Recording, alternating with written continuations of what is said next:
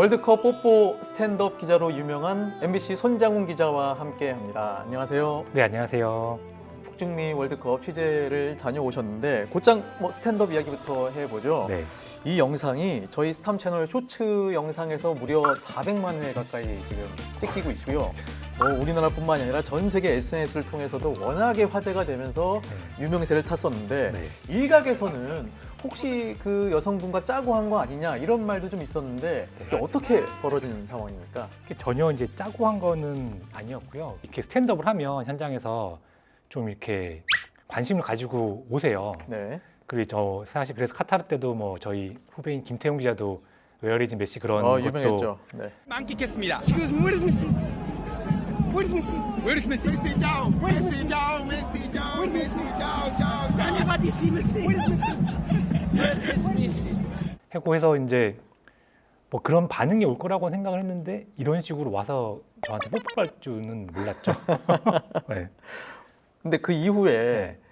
이렇게 어떻게 좀 크게 화제가 될 줄을 예상했습니까? 아니 이렇게 화제가 될 줄도 잘 몰랐어요. 그래서 뭐 그냥 멕시코 분들이 이렇게 이거를 하나의 되게 월드컵 밈으로 되게 관심을 많이 가지셨더라고요. 그래서 뭐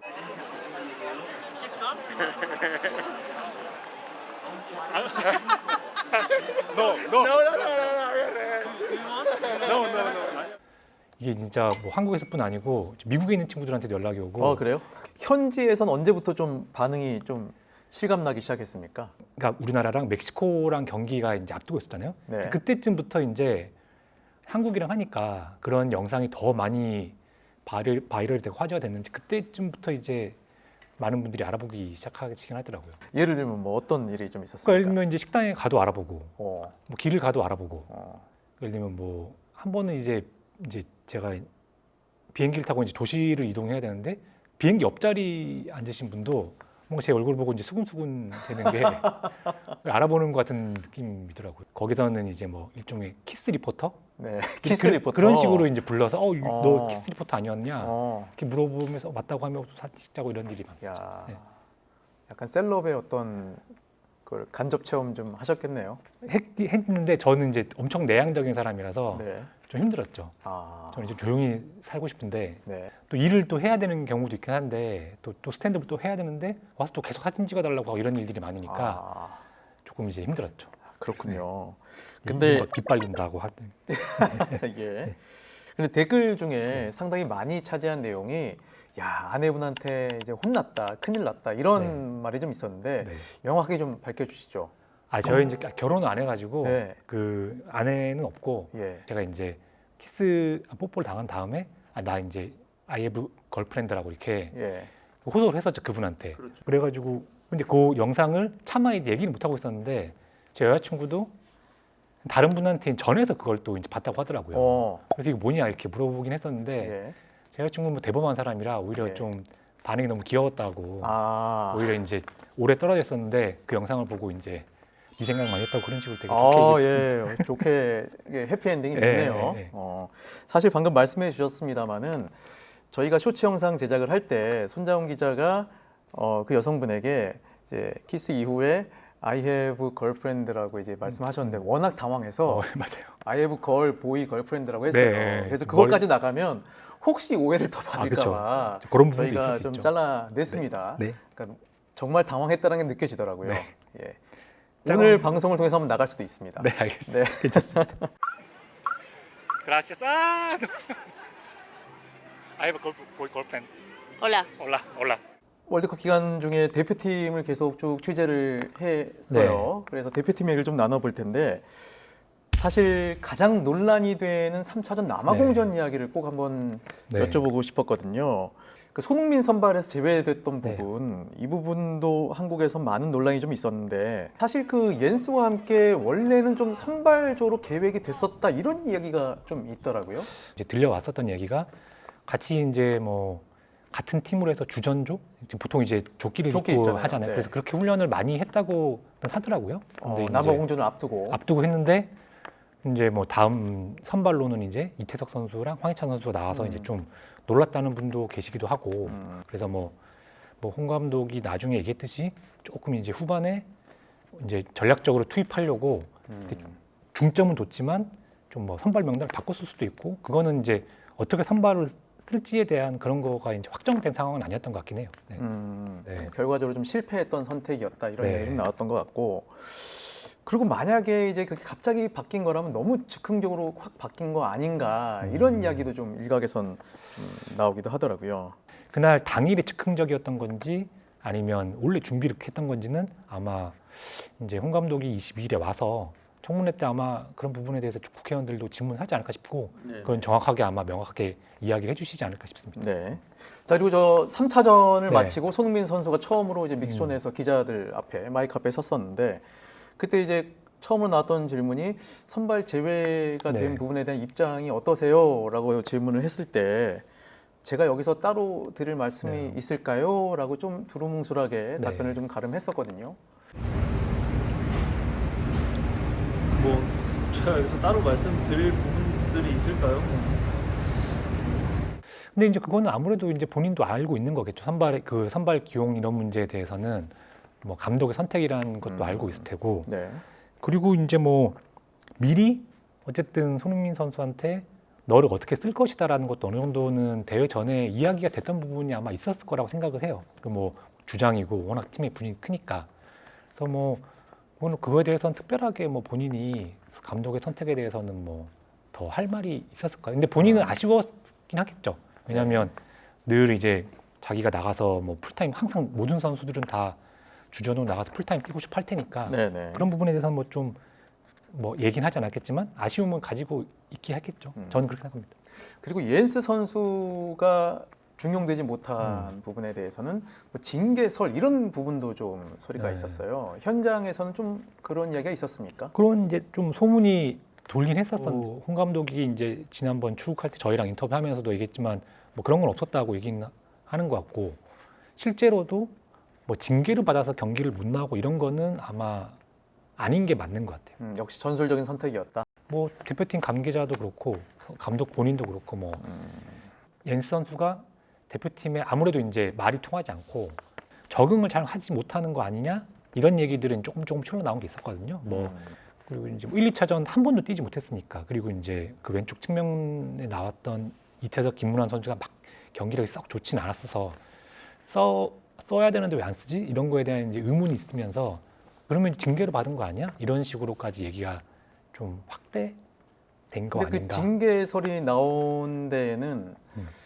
뭐 그런 부분이 있었잖아요. 식당에 그쵸, 예, 어떤 그럼, 복장 예. 불량이라든지 아니면 휴식 시간을 줬는데 네. 숙소에까지 맞아요, 좀 맞아요. 지인을 데려왔다든지 이런 이야기가 좀 있었거든요. 그렇죠. 그때도 뭐 얘기는 나왔었고 그건 뭐 사실 그분들도 다 다른 이제 유튜버나 전문가분들 취재를 하신 거니까 어느 정도는 조금 이제 뭐 돌았던 얘기긴 해요. 돌았던 네. 얘기긴 해서 그런 게 이제 여러 가지로 겹쳐지면서 너무 못 나오니까 그리고 사실은 야심차게 어떻게 보면 데려왔던 선수인데 그리고 평가전 때도 그렇게 나쁘지 않았고 그래서 왜 안 쓰지 이런 거에 대한 이제 궁금증이 좀 커지긴 했었죠. 그래서 뭐 진짜 뭐 징계를 받은 거 아니야 이런 식으로까지 이제 얘기가 커졌던 것 같아요. 근데 이제 네네. 어쨌든 아까 말씀드렸던 것처럼 적응을 잘 못했던 부분 이런 거 이제 그 선수단 문화나 이런 부분은 확실했던 것 같고요. 그리고 그 남아공전 이후에 끝나고 나서 네. 기자회견 때에 홍명보 감독에게 타사 기자가 네. 단체 식중독 걸린 것처럼 보였다. 이 질문이 되게 화제가 맞아, 됐었어요. 맞아.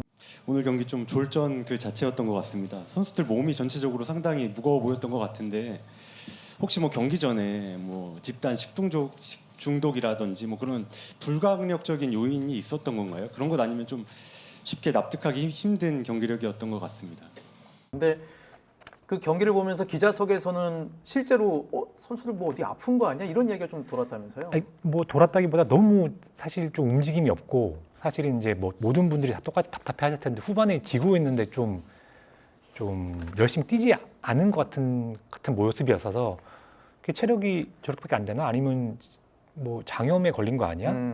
뭐 이런 정도의 얘기가 이제 그러니까 워낙에 위에서 볼 때도 움직임이 좀 평소에 보던 것 같지 않은데 네. 하니까 오죽 그랬으면 그렇죠. 장염 걸린 거 아니야? 이런 이야기를 기자들끼리 했다는 거 아니에요? 그렇죠. 그렇기도 했고 그래서 이제 뭐 질문한 해당 기자도 나중에 뭐 다른 유튜브에서 본인도 뭐 식중독에 걸려서 실제로 그렇게 뭐 했다고도 하더라고요. 근데 예, 예. 이제 그만큼 이제 좀 너무 이제 1, 2차전이랑 경기력이나 이런 선수들 활동량이 다르니까 좀 그것 때문에 뭐 내분설, 뭐 장염, 식중독 이런 거 아니냐는 얘기가 계속 이제 현장에서 그 경기를 본 기자들 사이에서도 계속 이제 뭐야 도대체 왜 이런 거야 이런 것 때문에 다들 그런 얘기들이 많이 나왔었죠.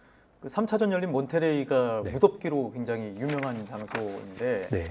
근데 뭐 더운 건 우리만 더운 게 아니었으니까 근데 그럼에도 불구하고 정말 힘든 네. 환경이었다면서요. 경기 1시간여 전 몬테레이 스타디움의 기온은 무려 섭씨 35도에 달했습니다. 한층 무더워진 날씨에 적응하는 게 더 중요해졌습니다. 그러니까 남아공 선수들은 어쨌든 애틀란타에 갔다 왔잖아요. 네. 저는 이제 제가 이제 취재를 댈러스, 뭐 과달라라 다 했겠지만 애틀란타는 댈러스랑 비슷해 진짜 엄청나게 덥거든요. 그래서 뭐 지금 이제 한국 뭐 체감 40도라고 하는데 거의 그 정도가 넘는 제가 제 체감으로는 더 더웠어요 지금보다. 몬테리가 더 더웠고 거의 낮에는 다닐 수가 없는 정도 수준이었거든요. 그래요? 그런데 이제 아까도 말씀드렸지만 과달라라는 거의 가을 거의 가을 완전 가을. 저녁에는 그 바람막이를 입지 않으면 아 그래요? 못 다닐 정도로 되게 쌀쌀했어요. 그리고 이제 뭐 대표팀이 유타에서 붙어 있었는데 유타도 되게 시원했다 그러고. 그렇죠. 고지대니까. 그러니까 거의 한 달 가까이 어떻게 보면 좀 시원한 환경에서 있다가 몬테레이 같이 이제 뭐 정말 극한의 환경에 와서 적응을 못한 부분 저는 이게 가장 큰 원인이 아닐까 이런 생각을 개인적으로는 해요. 또 역습을 가는데 선수들이 발이 안 떨어지고 네. 이런 부분이 있더라고요. 그러니까 뭐 이런 거는 사실은 뭐 선수들 잘못이라기보다는 이런 걸 매니지를 못하는 이제 감독과 대표팀 뭐 코칭 스태프의 이제 잘못이겠죠. 어쨌든 저는 개인적으로 이런 게 제일 큰 원인이 아니었을까 이런 생각이 들긴 하더라고요. 저 보면서. 네. 현장에서 느낀 대표팀의 분위기 처음엔 뭐 나쁘지 않았다라고 하거든요. 뭐 아무래도 이제 뭐 월드컵이고 축제고 하니까 잘해보자 이런 생각이 아마 강했을 것 같기는 해요. 그래서 뭐 평가전 나쁘지 않았고 고지대도 순조롭게 적응해왔고 그래서 그리고 뭐 처음에 과달라에 왔을 때도 이제 되게 환대해주는 분위기였고 그래서 아마 좋은 분위기에서 아마 대회를 준비하지 않았을까 처음에는 그런 생각이 들더라고요. 이게 뭐 조금 민감한 질문이기도 한데요. 워낙에 좀 화제가 됐었고 그 취재 중에 기자들이 뒷담한 네. 이른바 이야기가 카메라 오디오에 타고 들어오면서 문제가 좀 됐었는데 그러면서 이제 선수단의 인터뷰 거부가 좀 있었고 협회도 강력하게 유감을 좀 네. 표현을 했었고 또 기자단에서도 뭐 사과를 좀 했다라고 네. 하고 일련의 이런 일들이 좀 펼쳐졌는데 그 상황이 좀 어떻게 좀 진행이 된 겁니까? 사실은 뭐 그런 얘기를 사실 훈련장에서 뭐 사담으로라도 해서는 안 된 얘기였고 그런 게 이제 뭐 유튜브를 통해서 나갔는데 근데 어쨌든 그 사건이 이제 그게 아마 체코전을 앞두고 1차 경기를 앞두고 한 2, 3일 전이었던 것 같은데 네네. 그게 이제 다 터져버리고 선수들 다 알아버리게 된 거죠. 그래서 이제 뭐 좀 협회나 뭐 기자단이나 좀 수습을 하고 싶어 했는데 그게 수습이 잘 됐던 것 같지는 않아요. 그래서 뭐 선수들 간에 좀 그걸 대하는 온도차도 좀 있었던 것 같고, 그래요. 네, 그래서 그게 조금 이제 길게 이어졌죠. 그럼 기자단은 공식적으로 사과를 한 겁니까? 네, 사과를 했습니다. 대표단이 가서 선수들한테 공식적으로 사과를 했고, 이 인터뷰 거부라는 게 이제 믹스존이나 이런 게 아니고 저희가 이제 뭐 대표팀 취재를 가면 월드컵 때 매일 한 명씩 이제 한두 명씩 나와서 맞아요. 이제 네. 뭐 얘기를 지목에 세줘요. 훈련 날 경기 없는 날에도 이제 그런 거를 이제 거부하겠다고 이제 선수단에서 얘기를 한 거였거든요. 근데 그게 아마 멕시코전이 끝나고 재개가 됐으니까 아마 그 일이 한 일주일에서 한 열흘 가까이는 정확히 제가 날짜는 기억이 안 나는데 한 최소한 체코전 며칠 전부터 멕시코전 다음 날까지였으니까 한 일주일에서 열흘 정도는 그 일이 아마 계속 이제 서로 이제 해결이 안 되고 저희가 이 질문을 드리고 하는 부분이 혹시라도 홍명보 감독의 어떤 전략적인 실패라든지 네. 이번 대회 실패에 대해서 물타기를 하는 거 아니냐 이런 말이 있을 수도 있는데 절대 그런 거 아님을 좀 밝혀드리는 바이고요. 그래도 이게 대회 기간 중에 있었던 일이고 네. 현장에 바로 옆에 계셨으니까 네. 좀 여쭤보는 거고요. 그러니까 이 일련의 사건이 대표팀 네. 분위기에도 영향을 미쳤다라고 보십니까? 긍정적으로 작용했다고 하기는 어렵겠죠. 당연하죠. 근데 네. 이게 뭐 큰 경기력에 큰 문제를 일으키고 뭐 흔히 일각에서 얘기하는 이것 때문에 뭐 이재성, 손흥민 선수를 뺐다 이런 거는 좀 말이 안 되는 얘기인 것 같고요. 그리고 뭐 이걸로 인해 선수들이 내분을 일으키거나 갈등을 크게 막 일으켰던 건 아닌 것 같아요. 그래서 실제로 이 일이 있고 체코전은 또 이겼잖아요, 저희가. 경기력이 좋았어요. 네. 그리고 실제로도 멕시코전이 끝나고도 멕시코는 지긴 했지만 되게 선수들 자신감이 되게 넘쳐 있었어요. 맞아요. 네. 그리고 예. 사실은 김승규 선수, 이기성 실수 안 했으면 비길 수 있는 경기였고 음. 그리고 이제 우리 거의 진짜 2경기 잘했다. 그래서 그 당시에 지고도 인터뷰를 재개한 가장 큰 이유가 우리 2경기 잘했으니까 선수단이 스스로에 대해 자신감이 좀 있었거든요. 저는 이제 한국에서 취재 영상을 보면서도 그게 느껴졌었고 네. 홍명보 감독도 아마 그 당시 즈음에서 우리 선수들이 자신의 2002년 4강을 넘어섰으면 좋겠다라고 그렇죠, 맞아요. 네. 굉장한 자신감을 지금까지 소극적이었거든요. 그죠. 굉장히. 2002년 월드컵의 4강에 들었었는데 저는 우리 선수들이 그 기록을 넘어섰으면은 좋겠습니다. 그 순간을 기점으로 굉장한 자신감이 필요했으니까 네, 맞아요. 아마 그런 공감대가 대표팀 안에 있었다라고 저는 생각이 그렇죠. 되거든요. 다 있어서 야 이제 우리 이렇게 잘하니까 뭐 인터뷰도 이제 뭐 사실은 기자들도 그 당시쯤에서 이제 제대로 사과를 한번 했었고 이제 우리도 잘하고 있으니까 우리도 우리에 대해서 얘기하자 이렇게 공감대가 이루어졌던 것 같아요. 그래서 멕시코전 선수들도 네 다음 날부터 이제 엄지성 선수가 와서 인터뷰를 했으니까 그게 딱 뭐 남아공전의 실패의 원인이다. 그리고 이제 내분이다. 그리고 사실은 뭐 이런 얘기들을 많이 하는데 저희가 이제 이런 대회가 끝나면 결과가 안 좋으면 이런 얘기를 많이 하는데 뭐 사실 뭐 다들 마찬가지 느끼시겠지만 회사에서든 학교에서든 뭐 사이가 좋아야 경기가 잘 되는 건 아니잖아요. 그렇죠. 그 성인 네. 다 서로 생각이 다른 네. 수십 명이 모여서 계속해서 갈 수는 없죠. 뭐 사이가 안 좋고 그런 걸 다 파악해서 조합을 잘 짜서 어쨌든 경기력을 내는 게 감독 역할이고 맞습니다. 하니까요. 네. 그러니까 그게 꼭 뭐 플러스까지는 아니겠지만 마이너스는 아니었던 것 같아요. 제 개인적인 생각. 그렇군요. 네. 네, 그럼에도 불구하고 그 경우의 수가 다 하나씩 탈락을 하면서 네. 결국에는 월드컵에서 우리가 탈락을 하게 됐는데 그리고 나서 홍명보 감독이 이제 정말 입장 발표를 네. 했거든요. 근데 그 입장 발표 후에 민심이 더 안 좋아졌어요. 네. 저는 오늘 대표팀 감독이라는 자리를 내려놓습니다. 하지만 대한민국 축구를 향한 마음까지 내려놓은 것은 아닙니다. 우리 대표팀이 다시 국민의 여러분의 신뢰와 사랑을 받을 수 있는 팀으로 성장해 나아가기를 진심으로 응원하겠습니다. 감사합니다.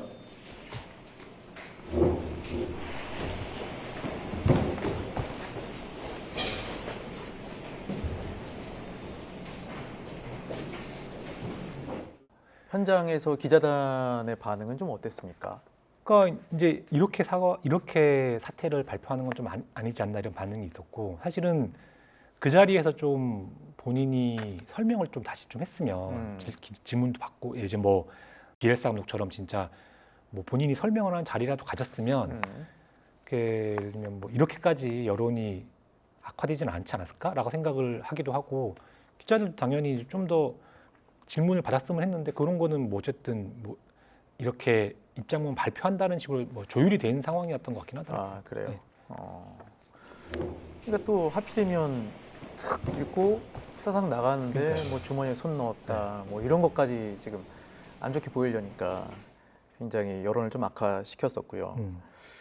그 대표팀이 베이스 캠프 떠나는 날도 현장 취재를 하셨습니까? 네, 했었죠. 그때는 분위기가 좀 어땠습니까? 그 숙소 앞 현장에는 그렇게 많은 분들이 오시진 않았어요.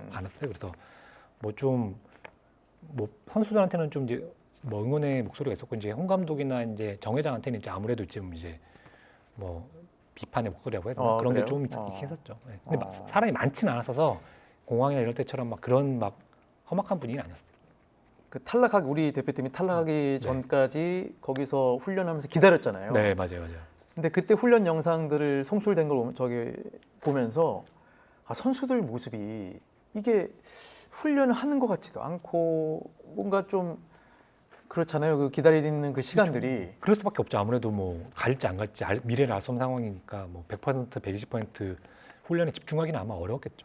그래서 그러니까 그 시간이 더 선수들이 좀 힘들지 않았을까. 힘들었을 것 같아요. 답답했겠죠. 뭐 네. 엄청나게. 그리고 홍 감독이 어쨌든 서로 나눠서 입국을 했는데 정몽규 회장과 함께 선발대로 입국을 했는데 그 입국의 모습도 굉장히 좀 여론을 더 날카롭게 네. 만들었어요. 그러니까 이제 좀 그런 부분이 좀 협회가 아쉬운 건데 좀 사과하는 모습을 보인다든지 뭐 고개를 숙인다든지 그 이제 그 사퇴 기자회견 할 때 박항서 단장 했던 것처럼 좀 그런 액션이 좀 있었으면 아무래도 이게 사실은 이것도 일종의 그런 것도 커뮤니케이션이고 그렇죠. 네. 팬들에 대한 보이는 모습이잖아요. 네, 네. 그런 게 좀 있었으면 그러니까 좀 더 지금의 여론보다는 좀 더 낫지 않았을까? 그리고 며칠 후에 MBC 조진석 기자가 단독으로 취재를 했었는데 홍 감독이 미국으로 다시 출국하는 장면을 포착을 했었는데 그때 보면 마스크로 얼굴 가리고 모자 푹 눌러쓰고 그 모습을 보면서 저는 개인적으로 굉장히 좀 복잡한 감정이 들더라고요. 어떻게 보셨습니까? 지난주에 본인이 이제 입장문을 내서는 뭐 가족이나 본인 신변에 좀 위협을 느껴서 뭐 떠나기도 했고 뭐 그렇게 아무래도 주위의 시선이 부담스러워서 그렇게 했던 것 같긴 한데 뭐 이렇게까지 해야 되는 것인 건가라는 생각 들고 본인이 그렇게 책임을 못 질 거면 또 그렇게 굳이 대표팀 감독 자리를 맡았어야 됐나 이런 생각 들기도 하고 뭐 되게 복잡한 생각이 들더라고요. 네. 우리 대표팀 경기 말고도 다른 나라 경기도 좀 몇 경기 취재한 걸로 아는데 네. 일본 경기도 한번 취재하셨죠? 네, 제가 이제 우연히 몬테레이를 하루 먼저 들어가게 되면서 네. 그날이 딱 저녁에 일본이랑 튀니지전 경기가 잡혀 있어서 봤었는데 뭐 정말 잘하는구나 싶더라고요. 물론 일본도 자신들이 좀 계획하고 설정했던 목표 달성은 못했습니다만은 눈앞에서 본 일본의 경기력은 좀 어땠습니까? 지금 이제 튀니지를 상대로는 진짜 뭐 기성용 위원 선수가 이제 다른 방송에서 얘기했지만 뭐 박지성이 11명 뛰는 것 같다라고 얘기했는데 저도 비슷한 느낌을 받았어요. 그래서 모든 그러니까 필드 플레이 10명이 똑같이 압박하고 똑같이 움직이면서 정말 조직적인 패스를 주고받으면서 전진하고 이렇게 하고 라인을 구축하고 하는데 이렇게 얘기하면 좀 그렇지만 좀 조직력이나 뭐 선수들의 기량이나 이런 부분은 좀 다른 문제겠죠. 그리고 팀적으로 봤을 때 좀 완성도가 좀 차이가 크다. 우리가 따라가려면 갈 길이 좀 멀구나 이런 생각이 좀 들었었어요. 네. 자, 이렇게 해서 좀 월드컵 취재기를 네. 들어봤는데요. 이번 북중미 월드컵에서 축구 대표팀을 바로 지근거리에서 쭉 취재를 했던 또 월드스타로 발돋움한 기자 입장에서 네. 지금 우리 대한민국 축구가 굉장히 이제 가시거리가 제로입니다. 네. 안개 속이고 혼돈에 빠져 있는데 당분간 좀 어떻게 좀 흘러갈 거라고 보세요? 축구협회 계속 취재해 오셨으니까.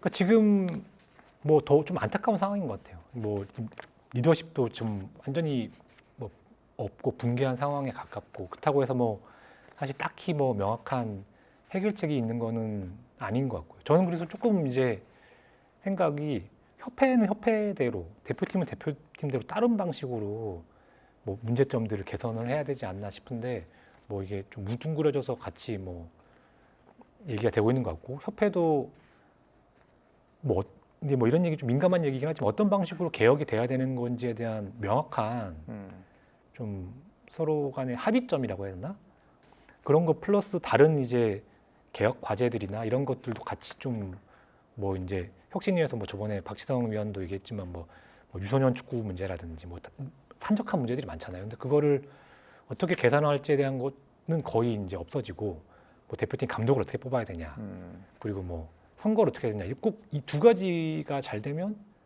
뭐 한국 축구가 갑자기 막 달라질 것처럼 뭐 그게 시작점이긴 할 수 있죠. 근데 네네. 너무 그 두 가지로만 서로 얘기가 지금 나오고 있는 것 같아서 조금 어떻게 좀 한국 축구가 바뀌어야 되나 개혁 과제를 어떻게 도출해야 되냐라는 거에 대한 좀 근본적인 얘기가 좀 더 나왔으면 하는 생각은 좀 들긴 하더라고요. 네. 그 말을 좀 정리해 보면 이건 결코 단기간에 어떻게 좀 그쵸, 해결될 네. 문제는 아니다라는 거고 굉장히 좀 긴 호흡으로 가야 되는데 그러기 위해서는 여러 어떤 분야에서 좀 꾸준히 좀 참을성을 가지고 밀고 나가야 된다는 생각이 좀 드는데요. 글쎄요, 이게 또 내년 또 아시안컵을 네. 앞두고 있는 상황에서 과연 어떻게 한국 축구가 흘러갈지 조금 걱정이 되는 게 현재로서는 맞는 것 같습니다. 네. 알겠습니다. 자, 오늘 이렇게 나와주셔서 감사하고요. 네. 예, 말씀 감사합니다. 네, 감사합니다.